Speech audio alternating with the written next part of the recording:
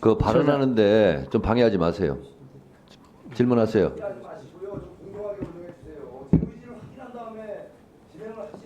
본인 스스로 보기에 부끄럽지 않습니까? 너무 쓸쓸하십니다. 네, 질문하세요. 행정처장님, 예, 제가 광양 노인회를 방문했더니 노인들이 저한테 질문하는 거예요. 국회법 145조 1항을 아느냐? 아세요? 뭐라고 하셨습니까? 저렇게 방해하면 제지하는 거예요. 예. 그걸 시골 노인들이 다 알더라니까요. 얼마나 정청래 위원장의 방송을 들었으면 그러겠어요. 우리는 국민들이 모를 것이다. 하지만은 다 아는 겁니다. 지금 우리 강혜경 씨 문제에 대해서 여러 민주당 의원들이 여러 사람이 질문을 했습니다. 강혜경 씨는요, 명태균 씨가 운영하는 한국미래정책연구원 직원이었고, 김영선 선거사무소 회계 책임자였고, 김영선 의원이 당선되니까 보좌관이었습니다. 그럼 명태균 씨는 어떻게 해서 윤석열 대통령 김건희 여사를 그렇게 잘 아느냐? 김영선 전 의원이 명태균 씨를 아크로비스타에 사는 모 교수한테 소개를 하는 거예요. 그러니까 모 교수가 명태균 씨를 윤석열, 김건희 후보 부부에게 소개를 한 겁니다. 그런데 명태균 씨와 김영선 전 의원은 특수한 관계예요. 그렇기 때문에 명태균 씨가 26번에 걸쳐서 여론조사를 해가지고 강혜경 씨한테 얘기합니다. 지금 빨리 준비해라. 내가 보고해야 된다. 이렇게 하면서 또 서울에 가면서는 돈 받아오니까 빨리 준비해라. 또 다른 제보자에 의하면은 이번에 서울 가면은 10억 받아온다, 20억 받아온다 했는데 결국 3억 6천만 원도 못 받은 거예요. 그 3억 6천만 원 여론조사 경비 대가 못 받은 대신에 김영선 전 의원이 창원 해창구에 보궐선거 공천으로 돌아왔습니다. 그렇다면 이것은 정치자금법 위반이 아닌가요? 처장님 말씀해 주세요. 예. 아까 오전에도 비슷한 질의에 대해서 제가 답변 드린 적이 있는 것 같습니다만은 뭐 그 부분에 대해서 전체적인 사실 맥락을 좀 봐야지 제가 거기에 대해서 판단할 수 있을 것 같습니다. 예. 여론조사를 26번 해주고 3억 6천만 원을 받아야 되는데 받지 못했단 말이에요. 그리고 그 대가로 김영선 전 의원이 창원에서 공천을 받으면은 그건 선거법도 위반되지만은 정치자금법 위반 아니냐 이거예요. 말씀하신 사실 그대로라면은 이제 굉장히 부적절한 행위일 것 같습니다만은 말씀드린 것처럼 이제 그러니까 명태균 씨가 김영선 전 의원하고 특수관계이든 이건 문제 아니에요. 자기들 개인사니까. 그리고 김영선 전 의원이 명태균 씨를 아크로비스타에 사는 분들이 다 출세를 했어요. 그 교수한테 소개를 하니까 그분이 대통령 네 분들한테 소개를 해가지고 26번에 걸쳐서 여론조사를 했는데 돈을 못 받고 10억 받아온다, 20억 받아온다 하고 큰소리 치던 사람이 3억 6천만 원도 못 받고 공천 대가로 받았다고 하면은 공천으로 떨어졌다고 하면은 그건 정치자금법 위반 아니냐 이거예요.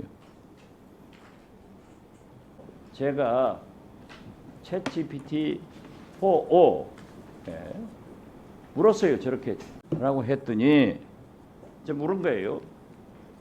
했더니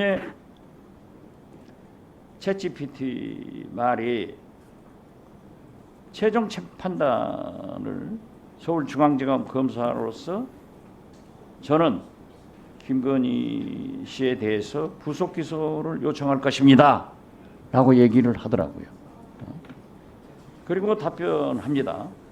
국민도 알고 심지어 영광에 있는 노인들도 국회법 145조 1항이 뭐냐 이런 것을 알고 있는데 AI도 알고 있는데 처장님은 이 문제에 대해서 어떻게 생각하세요? 예, 아까 말씀드린 것처럼 지금 현재 그 가정적인 상황에 대해서는 제가 아니 가정된 상황이 예. 아니라 AI가 저렇게 답변을 했는데 처장님도 대법원장님도 법무행정에 AI를 도입하겠다 해서 하셨잖아요. 예. 저렇게 나왔다니까요. 어떻게 생각하세요? 예, 아시겠지만 저희들은 구체적인 기록을 가지고 판단해야 되는 그런 이제 위치에 있는 신분이라서 지금 말씀하신 그런 것처럼 이제 위원님께서 주신 말씀을 토대로 해서 어떤 단정적인 결론을 내리는 것은 적절치는 않다고 생각됩니다. 그러면 앞으로 법원에서 AI 활용하겠다 하는 대법원장님의 인사 말씀도 행정처장님의 취임사도 좀 문제가 있는 거네요. 아닙니다. 저희들은 AI를 갖다가 보수적인 수단으로 활용하기 위해서 지금 적극적으로 검토 중에 있고 또 연구 중에 있습니다. 네. 1분만 더 주세요. 네. 예, 재판부 기피 신청, 예. 회피 신청을 2024년부터 금년 8월까지 보니까 7,505건이에요. 그런데 이 10년간 재판부에서 인용한 것은 5건, 0.06%밖에 안 된단 말이에요. 이건 너무 심한 거 아닙니까? 예, 아까 이제 다른 위원님 질의에도 제가 말씀드린 바와 같이 일단 이제 저희들 현재 판례상으로는 기피에 대한 판단 기준이 아주 엄격하게 되어 있습니다.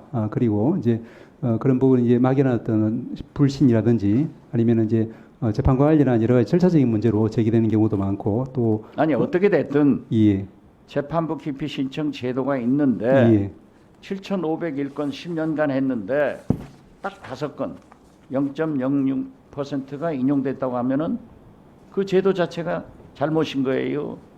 재판부가 피고인 입장에서 생각해주지 않은 거예요. 예, 말씀하신 것처럼 이제 그 저희들이 이제 현재 기피나 회피 이런 부분에 오케이, 대해서는 그러면 됐어요. 예, 그런데 이재명 대표가 이화영 부지사한테 유죄 판결을 한 그 재판부를 기피했다고 하면은 피고인으로서 권리를 보장해줘야 되는. 예, 위원님 말씀하신 부분이 아마 기피 관련 또 재배당 관련해서 이제 재판부가 여러 가지를 심도 있게 검토할 것이라고 생각합니다. 소장님은 다 좋은데 곤란한 질문은 재판부가 판결한 7,500건에서 5건이 10년간 인용됐다고 하는 문제가 있지 않냐. 이화영 부지사를 유죄 판결한 그 재판장한테 이재명 대표가 재판을 받는 것은 불이익이 올 수 있기 때문에 정당한 피고인 권리로 재판부 기피 신청을 했다고 하면은 기피해줘야 되는 것 아니냐, 저는 그런 말씀입니다. 예, 기피 인용 건수가 신청 건수에 비해서 지나치게 적다 이런 지적은 충분히 공감할 부분이 있는 것 같습니다. 아까 말씀드린 것처럼 저희들이 이제 재배당이라든지 다른 방법으로 아마 그런 부분을 해결하는 실무적인 관행이 있어서 그와 같이 인용 건수가 현저히 적은 것으로 제가 파악이 되고 있습니다만은 정상적으로 그 제도 자체에 대해서 올바르게 이제 우리가 구현하는 것도 필요하다는 생각입니다. 네, 수고하셨습니다. 다음은 김승원 변호사님 질문해 주세요.